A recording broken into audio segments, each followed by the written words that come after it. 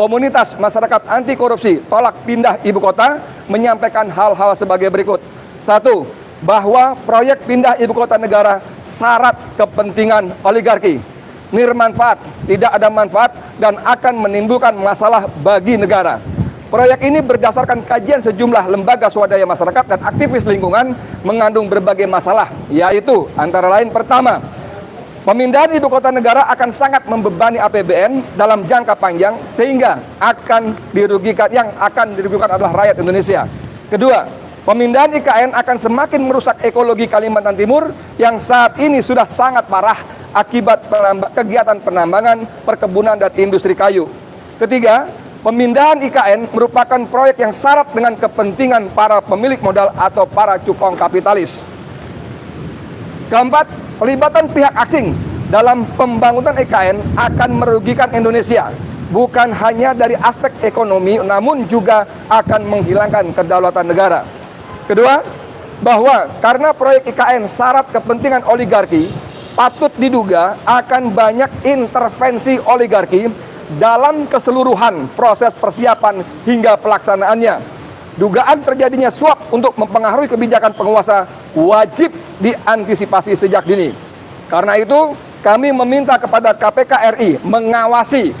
Kami meminta kepada KPK RI untuk mengawasi 575 anggota DPR RI berikut seluruh partai, keluarga, dan afiliasinya yang berencana akan mengesahkan RUU IKN. Jangan sampai ada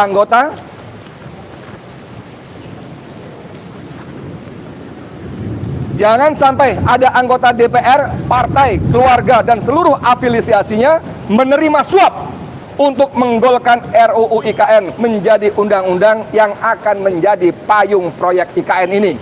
3. Bahwa kajian-kajian lembaga swadaya masyarakat tentang kebijakan IKN ini mengkonfirmasi proyek IKN unfaedah, tidak berfaedah, hanya melayani kepentingan oligarki dan akan sangat membebani rakyat. Karena itu, kami mohon agar KPK RI turut membuat kajian tentang adanya potensi korupsi berupa kerugian uang negara yang dapat ditimbulkan dari kebijakan pindah ibu kota negara. Keempat, bahwa proyek IKN bukan sekedar proyek pemerintah, tetapi sejatinya proyek yang melayani oligarki. Karena itu, KPK juga harus melakukan pengawasan kepada sejumlah pengusaha yang akan diuntungkan dari proyek ini, baik karena kepemilikan lahan di daerah calon ibu kota negara, memiliki usaha yang melayani pengadaan barang dan jasa, termasuk seluruh kebutuhan utility ibu kota baru. Demikian permohonan kami sampaikan. Terima kasih. Komunitas Masyarakat Anti Korupsi Tolak Pindah Ibu Kota Negara, Edi Mulyadi, Koordinator, didampingi Ahmad Ozinuddin, anggota advokat sekaligus Ketua KPAU, dan Azam Kan Esa, Sekjen Advokat sekaligus Sekjen PPUA. Saudara sekalian, ini kalau kami hari ini datang ke KPK, itu bukan tanpa modal, ya. Kami betul-betul sangat berterima kasih kepada teman-teman LSM yang bergabung dengan 8 ini. Ini mereka melakukan kajian. Siapa mereka? Saya harus berterima kasih betul-betul kepada mereka. Yaitu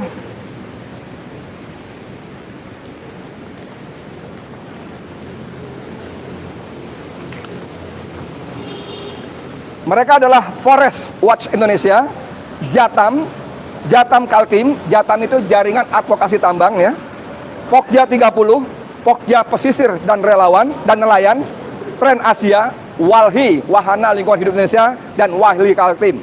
Jadi 8 LSM lingkungan ini bekerja dengan sangat baik sekali, membuat satu studi yang isinya mereka beri judul Ibu Kota Baru buat siapa. Dan dalam resumnya, summary eksekutifnya, mereka menyebut beberapa nama orang, pejabat, dan pengusaha yang sangat berpotensi akan diuntungkan jika proyek IKN ini berlangsung. Ada beberapa nama di sini disebutkan antara lain, ya. Ada nama Sukanto Tanoto dan Hasim Joyonegoro yang memiliki lahan di Ring 1 dan Ring 2 IKN. Maka penguasaan konsesi lalu diikuti oleh pengusaha-pengusaha lainnya yang terkait dengan 158 konsesi tambang, sawit, hingga hutan. Lalu ada nama Reza Herwindo, yaitu anak dari Setia Novanto, mantan Ketua Umum Golkar yang terlibat dan terbukti terdakwa menjadi kasus korupsi IKTP. Kemudian juga ada nama besar Republik Indonesia yang bernama Luhut Binsar Panjaitan, Menteri Koordinator Maritim dan Investasi Kabinet Indonesia Maju, ya, dengan perusahaan pertambangannya, ya. Kemudian ada juga yang tidak kalah mengejutkan, ada Yusril Izzah Mahendra. Lalu ini semua nama-nama ini berpotensi sangat diuntungkan dari sisi kepemilikan lahan, belum dari sisi pengadaan utilitas dan lain sebagainya. Jadi saudara kalian, saya mengajak kepada seluruh rakyat Indonesia yang berakal sehat, berpikir waras untuk benar-benar mencegah ini. Di luar soal-soal ekonomi, ada soal yang tidak kalah pentingnya, yaitu soal kedaulatan negara. Kedaulatan NKRI sangat berpotensi menjadi terancam jika ibu kota pindah ke Kalimantan Timur, ke Penajam Pasar Utara. Karena apa? Karena nanti penghuninya di sana, ASN-nya tidak banyak yang mau karena berbagai macam sebab, dan yang pasti penduduknya bukan pindahan dari Jakarta, dari Semarang, Jawa Timur dan sebagainya, tapi akan didatangkan dari Republik Rakyat Cina, dari Beijing. Itulah sebabnya tokoh nasional, ekonom senior Rizal Ramli sudah lama menyatakan bertanya kepada Presiden Jokowi, Mas Jokowi, siapa jelaskan sesungguhnya untuk apa ibu kota pindah? Itu bukan untuk rakyat Indonesia, tapi untuk Beijing baru. Itu ucapan Rizal Ramli. Saya sekian, terima kasih. Wassalamualaikum warahmatullahi wabarakatuh. Waalaikumsalam warahmatullahi wabarakatuh. Selanjutnya kepada Bang Azam Khan untuk menyampaikan pandangannya. Silakan Bang. Mohon maaf, untuk di sini sebenarnya tidak boleh orasi. Ya, kita lanjut dulu, bukan orasi, ini penyampaian. Mohon maaf, tidak bisa karena mengganggu aktivitas yang di dalam. Saya kalau akan untuk agak orasi kecil saja. Di depan nanti dulu lah hujan ini. KPK ini adalah milik rakyat. Ini kita bukan, korupsi. mohon maaf, bukan soal untuk rakyat. Ya, otomatis mengganggu aktivitas yang di sini. Nah, kita pelankan. Nah, saya mau tanya. Tadi sudah saya kasih waktu lama loh. Masuknya dari sini apa dari sini? Apanya? Nggak, orang aktivitas kan masuknya dari sini. Nah, sebenarnya aturannya di sini. Ya, lampahkan saja. Ini KPK ini justru menghambat kita mau membela kedaulatan negara kita. Gini, jangan. Jadi ini cuma sebentar aja. Kalau mau tuntaskan dulu sebentar lagi. Bentar Nanti aja. lapor saja. Paling Sekali lagi ya. Ya. Satu kali ya. Ya. Oke. Satu kali ya. Ya. Artinya jangan ditekan begitulah. Kita ini kan juga rakyat. Bukan, ini penting saya sampaikan juga. Kita ini rakyat, bukan ini. KPK ini pertanggungjawabannya bukan kepada Setelah ini rakyat. balik ke saya tutup dah. Oke. Ya.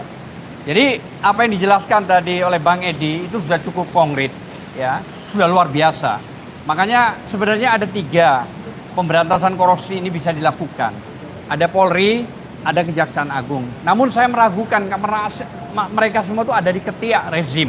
Tapi kalau KPK masih tersendiri. Makanya kita serahkan ke KPK untuk mengawasi ini 575 anggota DPR RI yang mengegolkan ini.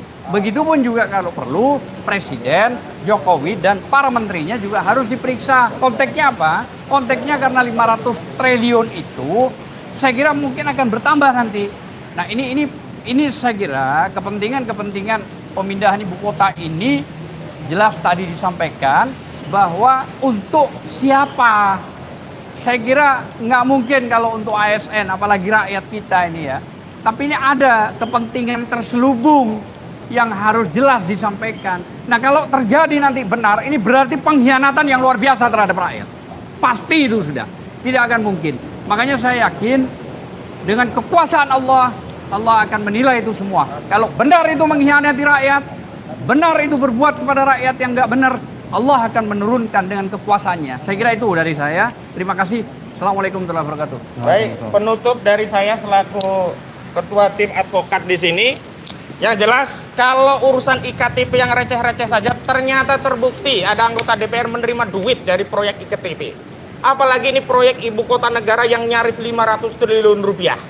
Karena itu, kami mohon dengan sangat kepada pimpinan KPK untuk menugaskan seluruh penyelidik KPK untuk melakukan proses pengawasan terhadap seluruh anggota DPR yang hari ini telah berkhianat kepada rakyat. Mereka terus melakukan proses pembahasan padahal semua rakyat menolak. Agar apa? Kalau ada sepeser pun diterima oleh anggota DPR, juga keluarga anggota DPR atau yang terafiliasi baik supir, pembantu, tukang kebun atau yang lainnya, maka segera tangkap anggota DPR yang terlibat korupsi. Karena hari ini kita kesulitan untuk melakukan proses pemberantasan korupsi, maka ikhtiar kami adalah untuk mencegah korupsi itu terjadi pada proyek IKN. KPK Republik Indonesia harus turun untuk melakukan pengawasan kepada DPR RI, juga kepada pemerintah, juga kepada swasta yang diduga diuntungkan dengan adanya proyek IKN ini. Itu saja. Kita akhiri dengan takbir 3 kali. Takbir! Takbir! Takbir! Assalamualaikum warahmatullahi wabarakatuh. Waalaikumsalam warahmatullahi wabarakatuh.